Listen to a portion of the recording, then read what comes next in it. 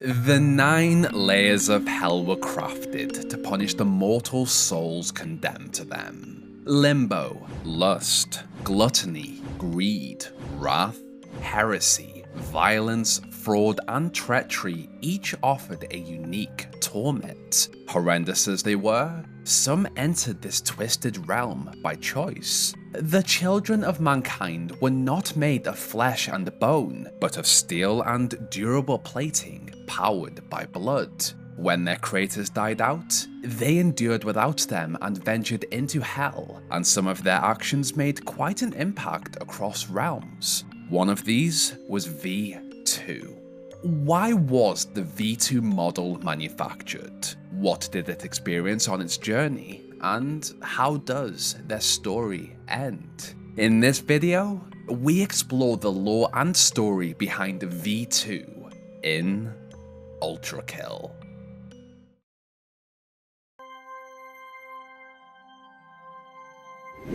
The final war was not fought by mankind, but machines meticulously developed to exterminate their foes. Sentries struck from a distance, the miniguns of Guttermen obliterated all around them, and Earth movers reduced the planet to a smouldering ruin as they decimated the land. These machines were deadly, and designed to be powered by blood. They were further driven to kill in order to obtain fuel, but their manufacturers sought something greater. It was in the final years of the final war that a new war machine was conceived, one meant to be the perfect weapon, the V model. The prototype of V1 was humanoid, nimble and flexible. Crafted for the battlefield, it was intelligent, adaptable, and equipped with wings meant to give it speed and precision in combat. Its plating was built to absorb the blood that splattered as it tore through its targets, using it as fuel. Though physically weaker than a Gutterman, its capacity for self-repair was considered invaluable during prolonged combat. V1 was envisioned as the perfect weapon for this war. The issue arose, however, during the Long Night, when humanity was forced into a period known as New Peace. War had left the world a wasteland. Smoke filled the skies and blotted out the sun. For the survival of the human race, they agreed to end the war. V1 had been created for war, and while still in its prototype phase during this period, the model's production was abandoned. Developing the prototype had been extremely expensive, and to recover their losses, the manufacturers reworked the design for peacetime use. Because of their actions, mankind was forced to live aboard Earth movers while street cleaners were built to clean the smog-filled air below. Meanwhile, the V2 prototype was conceived to provide security, exploration, surveying, and other critical services humanity needed in a time when they could no longer freely explore the world. The V model's blood absorptive plating was replaced with standardized durable armor. Although it could no longer draw blood directly from its victims, the machine still required it to function, and it administered it manually. Like its predecessor, it also perceived the world through a camera that rendered its surroundings in low graphical fidelity to conserve resources. V2 was stronger, faster, and more durable than V1. It was a tool designed to help humanity through another time of crisis, but like the V1, it was expensive to design, market, and produce. The manufacturer's problem was that the market had already seen an influx of other machines made for peacetime applications. One of these was the drone. These floating orbs were not aggressive, but they were perfect for security, and companies found that purchasing 50 of them in bulk was cheaper than a single V2. Because of this, the first V2 model, this prototype, became the last constructed. It had been made to help, but was deemed unneeded, just like the V1.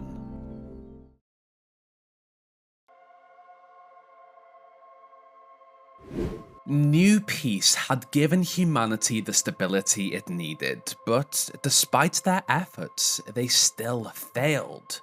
At some point, by an unknown event, mankind went extinct and left their robotic offspring, built for peace, to continue on without them.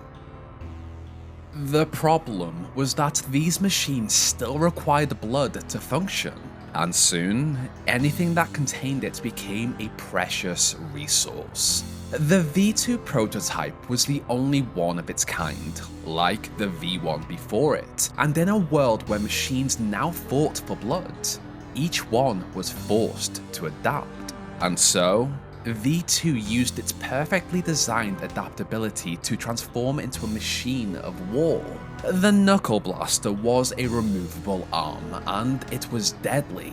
This attachment gave the machine the ability to fire 2 rounds of shotgun shells at its target. It is unclear whether V2 was designed with this attachment in mind or if it constructed it on its own, as the paint and color scheme differed slightly from its red plating, but it made good use of it. V2 was a weapon in its own right, but that did not stop it from experimenting with what humanity had left behind. As it explored the wasteland of Earth, V2 picked up the Piercer revolver and perfected its use of the core eject shotgun.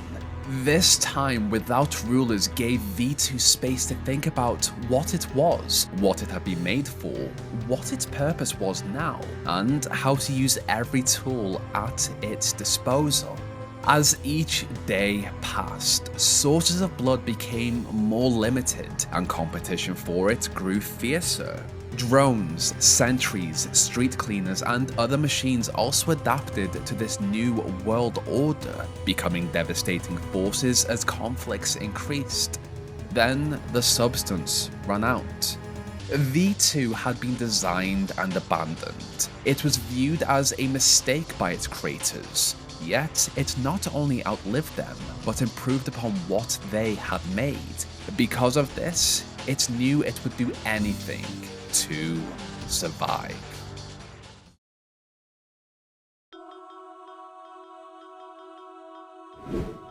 In humanity's final years, during their search for a new energy source, they discovered an entrance to Hell and began what became known as the Hell Expeditions. After their fall, when the blood on Earth had finally run dry, the machines were left with a choice: to fight each other for what remained within them, or follow in humanity's footsteps and seek sustenance in Hell.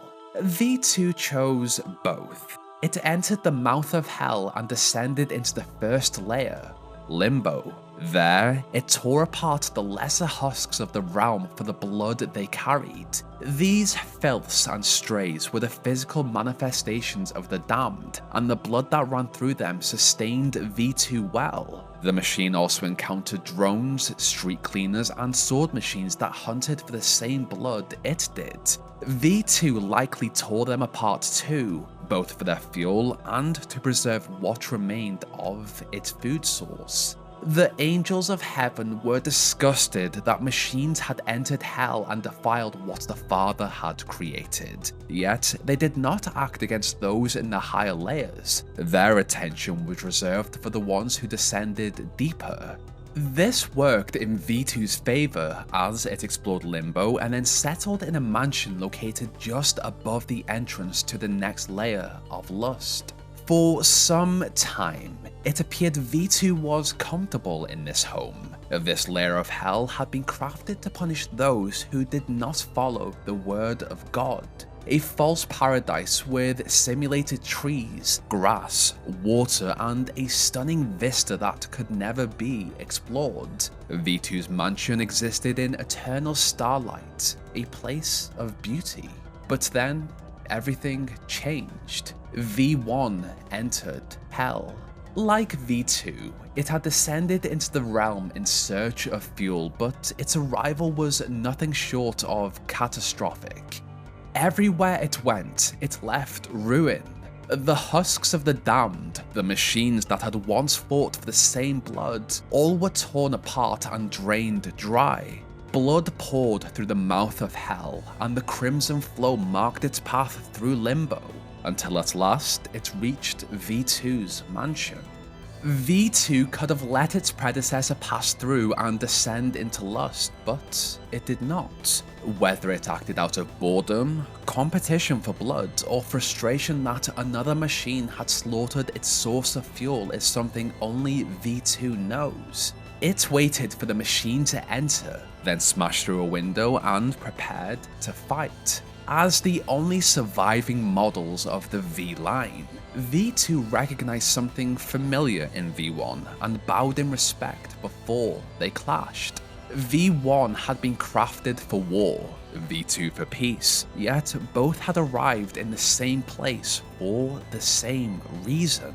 As these weapons of destruction fought, V2 flashed with yellow as it sped around this arena, blue as it moved closer and around V1, red as it rushed at its foe, and green as it backed away.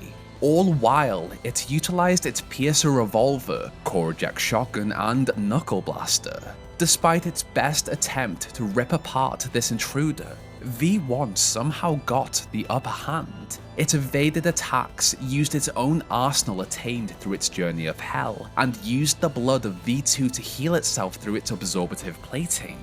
Though designed to be better, V2 realized it had no chance of winning this battle, and decided its best course of action was to flee.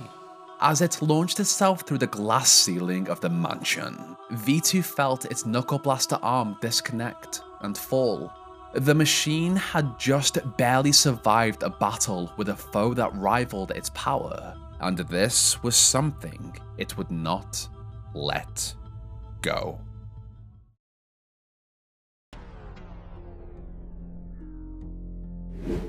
The defeat at the hands of an earlier model was humbling. V2 had run away from a fight. This supreme machine had lost not only its source of fuel, but its arm, the knuckle blaster. Fueled by pure rage, V2 dove into lust, then gluttony on the new mission to destroy V1. On its journey through these layers, V2 tore apart the machines and entities that resided within to heal itself, and used the part of the machines it encountered to construct itself a new arm. The Whiplash was designed as a mobility tool, something to help it catch up to V1 so that they could fight again. This arm was very likely crafted from the remains of sentries, one that granted the machine the ability to fire out a grappling hook to pull itself quickly from one location to another. It also worked perfectly in combat to latch on to targets. All while, V2 studied its recording of that battle in the mansion, of how V1 moved when it attacked, what it used in certain situations, and generally, how V2 could anticipate every attack and attain the upper hand. On its journey to greed, the machine also added a marksman revolver and an overheat nailgun to its arsenal. When V2 finally reached the entrance to Wrath within the throne room of a pyramid and discovered that V1 had not passed through yet, it relaxed and waited. When its nemesis entered the throne room, V2 did not waste time with pleasantries or respect. It saw that V1 wore the arm it had lost, cracked its knuckles, and released its rage. In another chaotic battle, the V-machines flung themselves around the arena. V2 used its revolvers, shotgun, nailgun, and tact to take down V1. It attempted to anticipate when it would strike and with what, having studied the footage of their first conflict. But V1 once again countered its successor's attacks and struck back hard. In another moment of weakness, V2 smashed through a wall of the pyramid to escape, but this time, V1 followed. As they slid down the side of the giant structure, V1 continued to fire, relentless and unending. It did not give V2 a chance to move or adapt, and as the speed increased, one final strike led the supreme machine to lose balance and it flung off the side of the pyramid towards the ground below. As it fell, V2 saw that its predecessor had landed safely below. At this speed, there was nothing it could do, and as the machine hit the ground, it exploded into a pool of blood. All that remained was the whiplash it had constructed, something V1 took and used it to travel deeper into hell.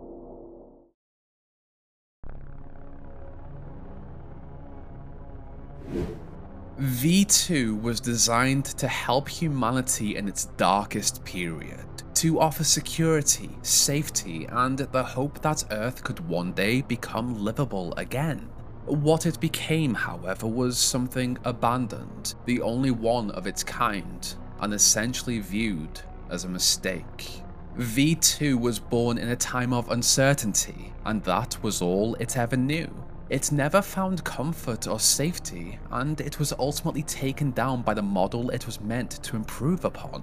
The tale of V2 is a sad one. If anything, V1 is the villain of this story. As for its future, there has been hope and speculation V2 still exists in some form, but this pool of blood is all that remains. As stated by the creator of ULTRAKILL, there's nothing left. V2's story came to an end when it hit the ground.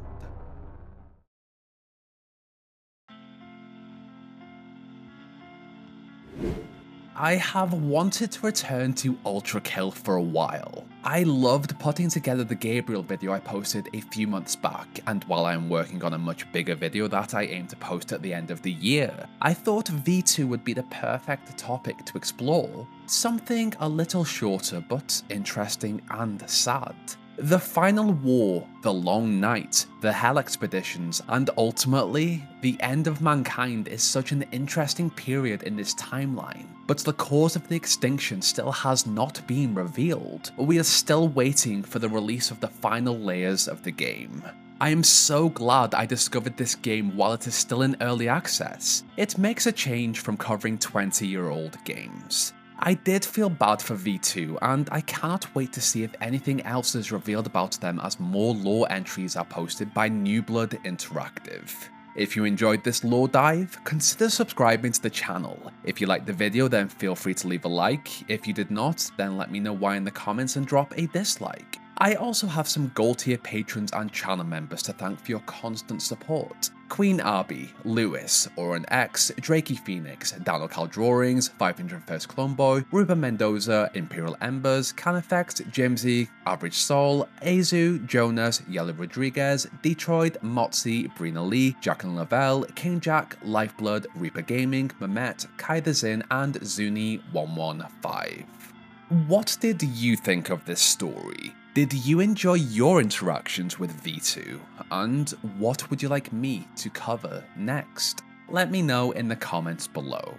This is where our story ends. Check back soon for a new one.